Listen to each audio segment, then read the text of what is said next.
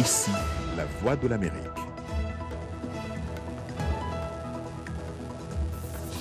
Madame, mademoiselle, monsieur, bonsoir et bienvenue. Jacques Aristide avec vous, ravi de vous retrouver dans Le Monde aujourd'hui. Nous sommes le 1er juillet 2020, le premier jour du mois, à la une de l'actualité ce soir. Sommet du G5 Sahel à Nouakchott, le chef de l'État français Emmanuel Macron est d'avis que Paris et ses alliés burkinabés, maliens, mauritaniens, nigériens et tchadiens ont pu inverser le rapport de force contre les groupes djihadistes au cours des 6 derniers mois dans une partie de la région. Dans le nord de la Côte d'Ivoire, les habitants de Ferké-Sédougou font part de leur inquiétude après l'attaque djihadiste qui a coûté la vie à des militaires à Kafolo, à moins de 100 km sur la frontière burkinabé.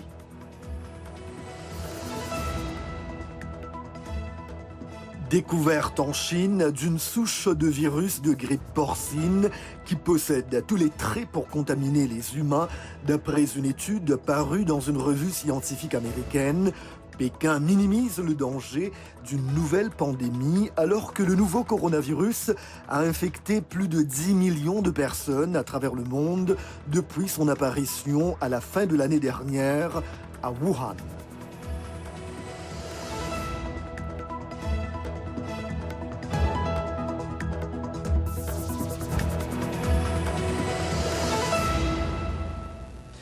Les pays du Sahel et la France ont exprimé leur volonté d'amplifier les progrès enregistrés, selon eux, contre les djihadistes ces derniers mois. C'était lors d'un sommet à Nouakchott, en Mauritanie. Le président français et ses homologues burkinabés, maliens, mauritaniens, nigériens et tchadiens ont toutefois admis que l'ampleur des défis pourrait remettre en cause ces gains fragiles. Compte rendu, Mohamedou Oumfa. Le sommet de Nouakchott s'est déroulé dans un contexte régional difficile, marqué par la persistance des attaques terroristes au Sahel, la détérioration de la situation sécuritaire en Libye, avec des risques réels sur la stabilité au Sahel. En outre, la région subit de plein fouet les effets de la pandémie de Covid-19, dont l'impact économique et social se fait déjà sentir. Malgré ce contexte, le G5 Sahel a enregistré quelques succès. La coalition que nous avons annoncée à Pau il y a 6 mois est en place. L'Europe, ses institutions comme ses États membres, nos partenaires, y compris américains, les pays voisins, sont tous au rendez-vous. Et ils sont à vos côtés car nous sommes convaincus que la victoire est possible au Sahel et qu'elle est déterminante pour l'équilibre en Afrique et en Europe. La mort d'Abdelmalek Droukdal, chef d'Al-Qaïda au Maghreb islamique, tué lors d'une opération des forces spéciales françaises aiguillée par un drone américain, est un succès majeur pour les pays de la région. Mais ces succès n'empêchent pas les groupes djihadistes d'étendre leur emprise, notamment au Burkina Faso. Sur le plan politique, au Burkina justement, des zones entières menacent d'être privées du scrutin présidentiel prévu à la fin de l'année. Un scrutin qui risque donc d'être contesté. Situation similaire au Niger qui organise le premier tour de sa présidentielle en décembre prochain. À Nouakchott, les chefs d'État du G5 Sahel ont plaidé pour un engagement militaire accru de la communauté internationale dans la lutte contre le terrorisme. Un engagement déjà pris par la France. La France sera d'abord là aussi longtemps qu'elle est souhaitée et demandée par les États du Sahel eux-mêmes et qu'ils considéreront que leur souveraineté et la sécurité de leur peuple est menacée. Et nous serons là aussi longtemps que nous considérons que les efforts sont faits par chacune des armées du G5 Sahel et donc que notre rôle est utile. Conscients que la crise au Sahel est une question de développement, les chefs d'État ont pris l'engagement d'accélérer les programmes d'investissement dans les zones affectées par le terrorisme afin d'y lutter contre la pauvreté. Au Nigeria, 5 humanitaires ont été enlevés par des djihadistes présumés. Le kidnapping a eu lieu dans le nord-est du pays, région en proie au conflit avec Boko Haram. Les humanitaires sont apparus dans une vidéo vraisemblablement tournée le 21 juin dernier, où ils expliquent qu'ils ont été enlevés à différents moments au cours du mois écoulé par des combattants affiliés à l'ISWAP, groupe État islamique en Afrique de l'Ouest. L'ONG Action contre la faim, qui indique qu'un de ses employés figure parmi les 5 humanitaires kidnappés, appelle à leur libération immédiate. Cap sur la Côte d'Ivoire, les habitants de Ferké-Sédougou, une plaque tournante commerciale dans le nord du pays, ont été ébranlés par la récente attaque djihadiste à Kafolo, à moins de 100 km de leur localité. C'est la première agression par des extrémistes islamistes dans le pays en plus de 4 ans. Aujourd'hui, c'est la peur qui s'installe dans la ville. Arzouma Compaoré. Pour les 160 000 habitants de Ferké-Sédougou, l'attaque du poste de Kafolo à la frontière avec le Burkina Faso le 11 juin, qui a tué 13 soldats, résonne comme une sonnette d'alarme. Communément connue sous le nom de Ferké, la ville se trouve à un carrefour majeur avec des routes directes menant vers les postes frontaliers du Mali et du Burkina Faso. Ses habitants craignent désormais que l'insurrection djihadiste qui a débuté au Mali en 2012 n'arrive en Côte d'Ivoire. Pourquoi on a peur? Ça fait au Mali, Burkina, là. Alors, en tout cas, on a peur. La population a peur. Attribuée au groupe de soutien à l'islam et aux musulmans, une organisation liée à Al-Qaïda, cette attaque inquiète particulièrement car, selon les sources sécuritaires, elle a été menée par des combattants qui s'étaient basés préalablement dans la région. Et la présence de la gendarmerie ne semble guère rassurée. Je vois les gendarmes hurler. Bon, mais le père est là. Quand on dit on a tué les gendarmes, et puis, alors, c'est eux qui nous gardent. Il y a aussi souvent une collusion entre les djihadistes et les trafiquants, les passeurs et les autres criminels. Dans certaines régions, les extrémistes ont infiltré et radicalisé des communautés et leur pratique de l'islam. Il y a des gens qui sont passés ici pour nous dire qu'on a qu'à faire attention toujours. Ceux qui viennent faire les presses, ceux qui viennent dans le sous-région pour venir prêcher ici, on a qu'à faire attention toujours. Même le préfet d'ici nous a appelé pour nous dire ça. On a qu'à faire attention toujours. Selon un responsable de la sécurité, il y a au moins un village au sud de Ferké-Sédougou où les hommes vont maintenant seuls à la mosquée et les nombreuses femmes se voilent, contrairement aux pratiques locales. Les habitants restent donc vigilants et méfiants. L'attentat de Kafolo a été le premier perpétré par des extrémistes islamistes depuis mars 2016, lorsqu'un raid sur des terrasses d'hôtels dans la station balnéaire de Grand Bassam, au sud-est, a fait 19 morts. Dans l'actualité également, en Éthiopie, le populaire dirigeant d'opposition Jawar Mohamed, critique du Premier ministre Abiy Ahmed, a été arrêté à Addis Abeba hier soir avec 34 autres personnes.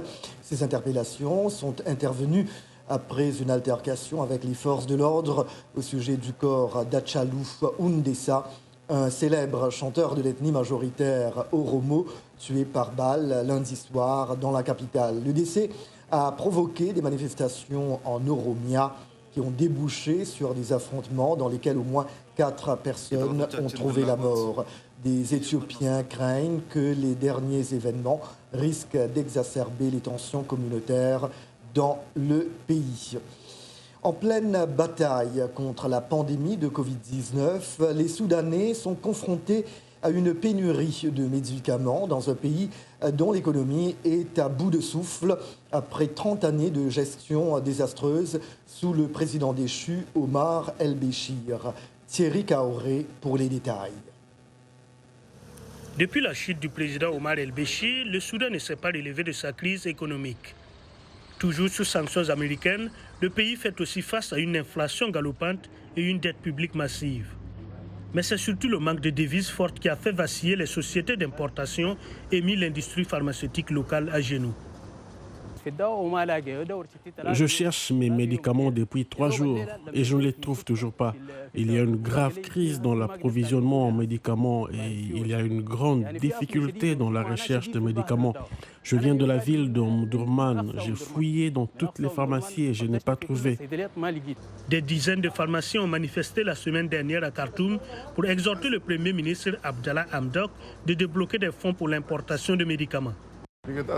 La crise est devenue très réelle et très urgente et les médicaments de base ont disparu des pharmacies.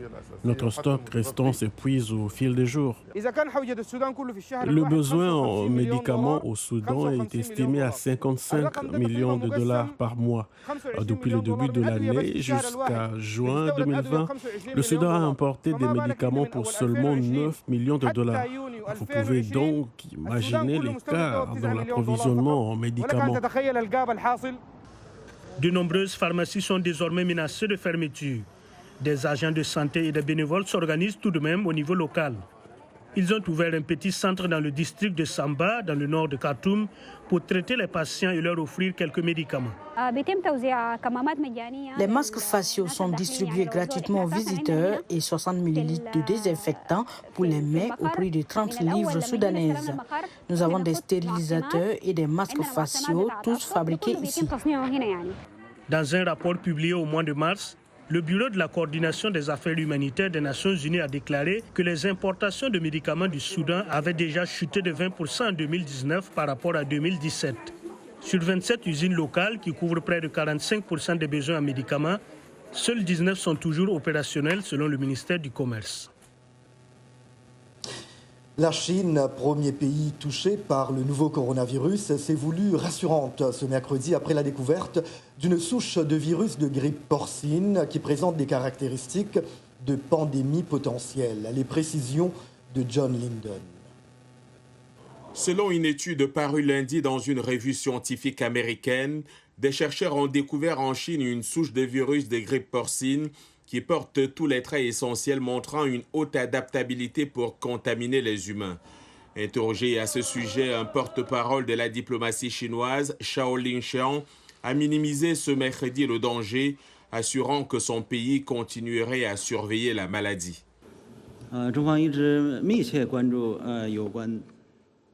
La Chine suit de près l'évolution de la situation concernant ce virus. Nous prendrons toutes les mesures nécessaires pour empêcher sa propagation.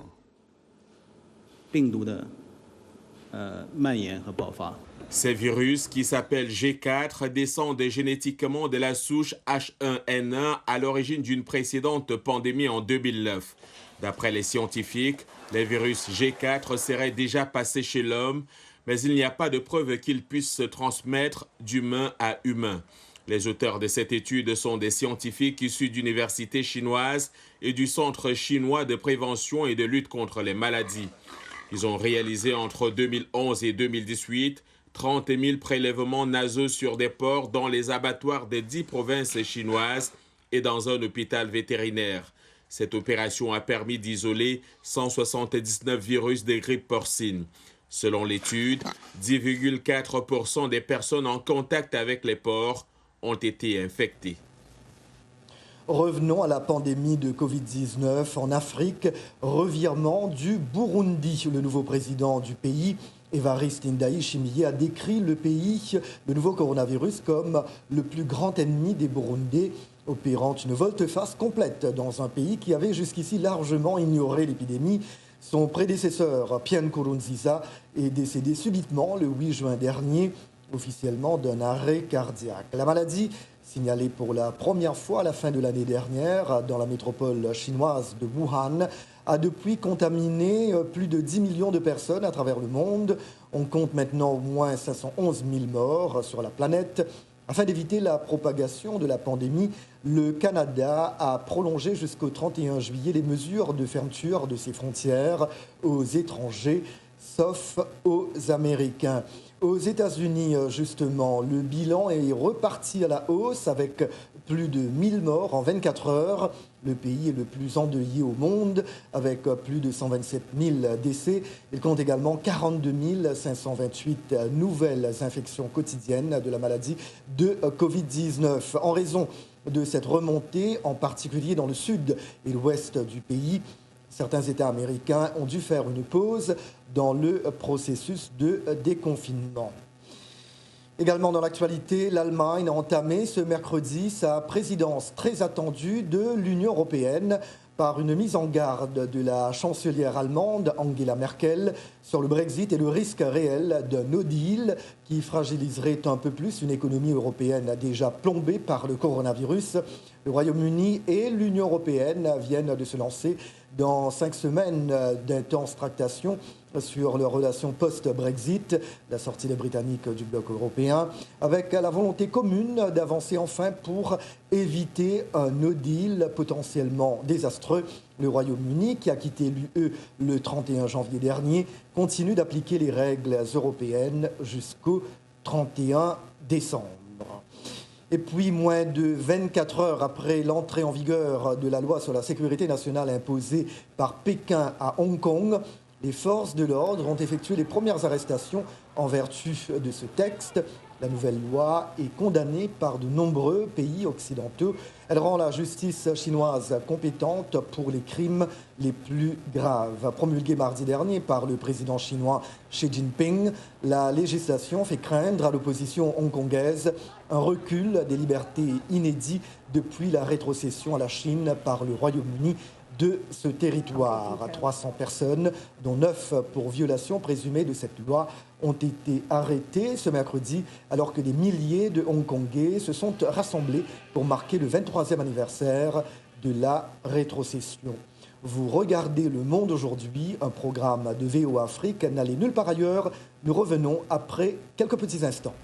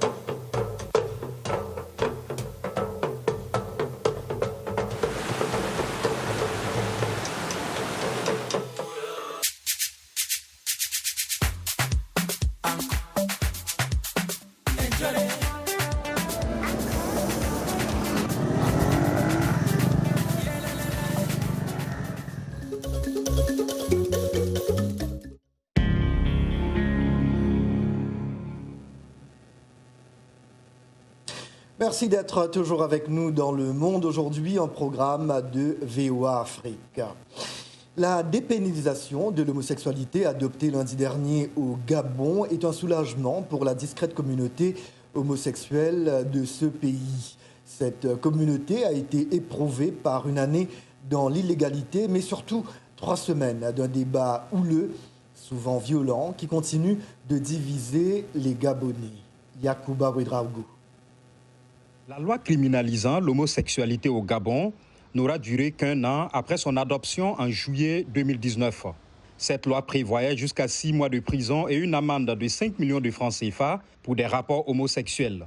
Tout cela relève désormais du passé, mais l'acte inverse, qui a décriminalisé l'homosexualité, a suscité un tollé aussi bien avant son adoption qu'après. Il faut que l'honneur et la dignité des gens soient respectés. Et cette situation, cette nouvelle position des parlementaires gabonais, donc des représentants du peuple, m'amène à saluer cette décision. 59 sénateurs ont voté pour abroger la loi avec 17 contre et 4 abstentions. Pour certains, ce vote n'est pas représentatif de la volonté des Gabonais. L'Assemblée nationale, c'est 143 sièges. 48 fait le tiers. J'ai envie de dire qu'on a là quelque chose qui va profondément bouleverser nos habitudes. Et c'est le tiers des députés qui auraient décidé. Parmi ceux qui se sont opposés à la dépénalisation, les leaders de l'Église catholique qui condamnent cette pratique sexuelle. Ils ont fait ce qu'ils ont voulu, mais nous disons non à la dépénalisation et non aussi à l'étape future qu'ils vont entreprendre très bientôt, qui essaie de légaliser l'homosexualité. Nous disons non. D'autres Gabonais évoquent leurs coutumes pour justifier leur opposition à l'homosexualité. Nos coutumes n'adhèrent pas à cela. Nos coutumes s'opposent à l'homosexualité. Donc, nous n'allons pas prendre des choses qui viennent de l'Occident pour l'amener ici, chez nous en Afrique. Donc moi, concrètement, je dis non à l'homosexualité au Gabon. Ce qui tue les autres coutumes, c'est quand des gens décident aujourd'hui d'étouffer la vie des gens, de sacrifier la vie des gens, de bafouer la dignité des gens, parce qu'on est quoi exactement si ce n'est pas tout simplement différent. Il faut accepter l'autre dans sa différence, parce que c'est sa différence qui m'enrichit. Le Premier ministre Julien Nkogé Bekale, qui a initié le projet de loi, a déclaré qu'il a des convictions religieuses, la tolérance et le respect de la vie humaine. Cette loi a été transmise au chef de l'État pour ratification. Et maintenant, un récapitulatif des derniers événements sportifs. Nous retrouvons Yacouba Ouedraogo. Bonsoir Yacouba. Bonsoir Jacques, bonsoir à tous. La CAF a tranché. Après avoir été reprogrammée entre le 9 janvier et le 6 février, la CAN Cameroun 2021 est encore reportée d'1 an, soit à 2022. C'est entre autres l'une des décisions prises par le comité exécutif de la CAF qui s'est réuni en visioconférence. Cette édition aura lieu à la même période.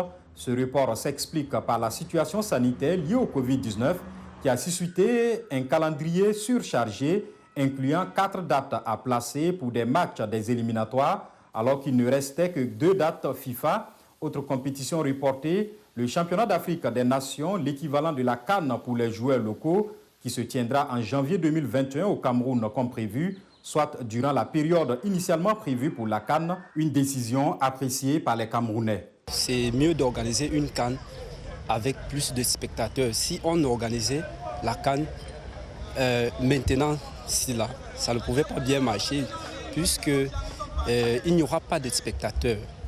Déjà, si on prend ce report en termes de temps, c'est un point positif de renvoi parce qu'on va mieux se préparer. Ces choses vont être faites avec le temps. Si on organise la CAN maintenant, vous voyez avec la masse, les gens partout, on aura des problèmes de contamination. Étant donné qu'on a parlé de la distanciation, au stade, je ne crois pas que ça serait possible. La CAF a aussi annulé la CAN féminine dont le pays hôte était toujours à déterminer, mais l'instance continentale lance une nouvelle compétition, la Ligue des champions féminine. Cette décision que nous avons prise aujourd'hui est un message fort envoyé aux femmes africaines et aux amoureux de notre sport. C'est une décision historique pour le foot africain et mondial. Elle montre notre volonté de développer le football et de permettre à tous de vivre cette passion incomparable.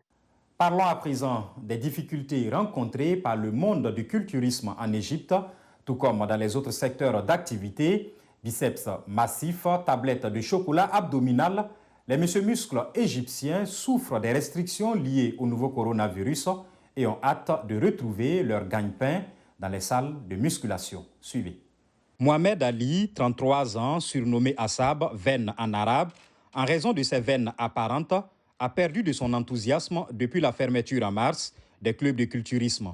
Contraint de s'exercer dans sa maison du Caire, cet entraîneur et champion international de la discipline reconnaît qu'il n'est plus à son meilleur niveau. Assab est désormais préoccupé par sa santé mentale.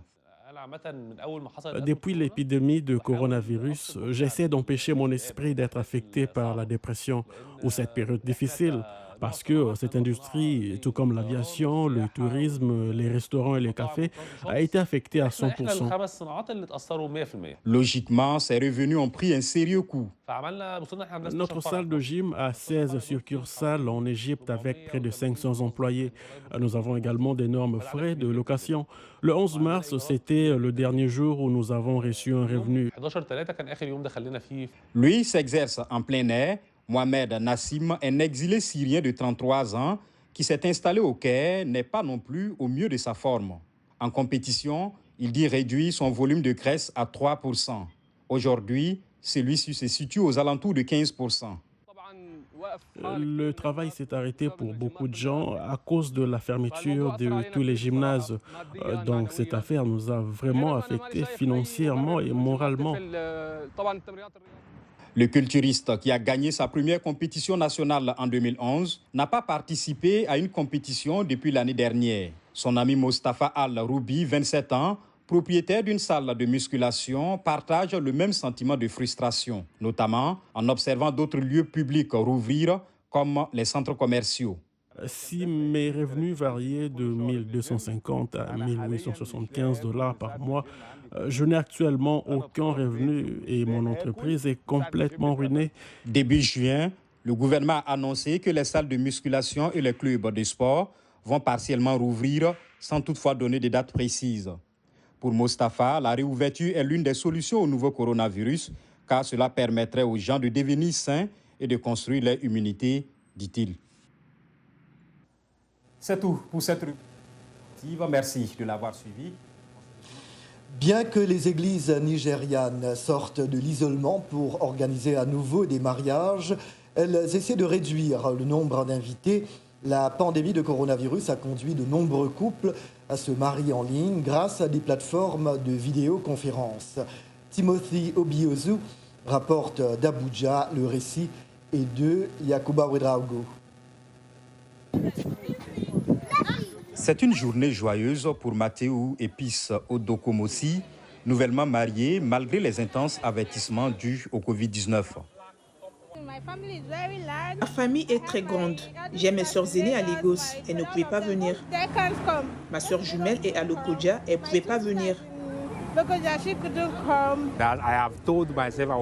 Je m'étais dit que j'allais divertir le public avec la danse. En fait, c'est la seule chose que je regrette. Parce qu'il n'y a pas de musique, rien. La plupart des églises nigérianes ont rouvert au début du mois de juin, après que les autorités ont levé l'interdiction des rassemblements religieux, mais elles fonctionnent prudemment.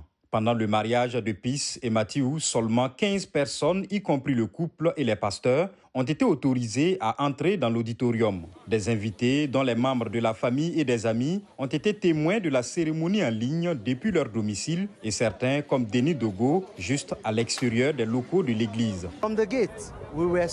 À la porte, nous avons été arrêtés, mais à l'extérieur, nous nous sommes connectés en ligne. L'industrie du mariage est une grande entreprise au Nigeria, mais la pandémie de coronavirus change la façon dont les entreprises fonctionnent. Les planificateurs d'événements tels que Victor Onyekwere essaient d'innover. Cela a été difficile pour nous, en particulier dans le secteur de l'événementiel, car nous sommes le premier groupe des personnes touchées. Tout d'abord, il n'y a pas eu d'événements, il y a eu une interdiction totale des événements. C'est la première chose qui s'est produite.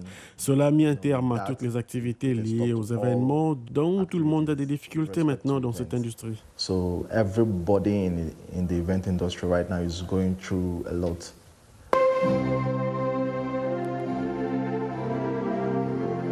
Pour gérer la situation, Victor et son équipe ont prévu ce qui a été reconnu comme le premier mariage en ligne du Nigeria, mais les choses ne sont pas les mêmes. Business is not as usual. It's different now. Les affaires ne sont plus comme avant, c'est différent maintenant. À vrai dire, nous ne pouvons pas attendre que les choses reviennent à la normale. And it has definitely have to be with small guest size. C'est que vous ne pouvez pas avoir ce sentiment réel quand vous planifiez le mariage avec tout le monde sur le terrain, en voyant tout le monde là-bas. Cependant, certains couples comme celui d'Odokomosi, qui pensent à la sécurité et au coût, adoptent le concept des mariages en ligne s'ils veulent se marier à tout moment. Et voilà, félicitations à ces couples. Point final au Monde aujourd'hui. Un grand merci à vous d'avoir été des nôtres ce soir. Rendez-vous demain, même heure, même endroit. C'était Jacques Aristide avec vous. Toute l'équipe de VO Afrique se joint à moi pour vous souhaiter une très belle soirée. À demain, merci. Prenez bien soin de vous.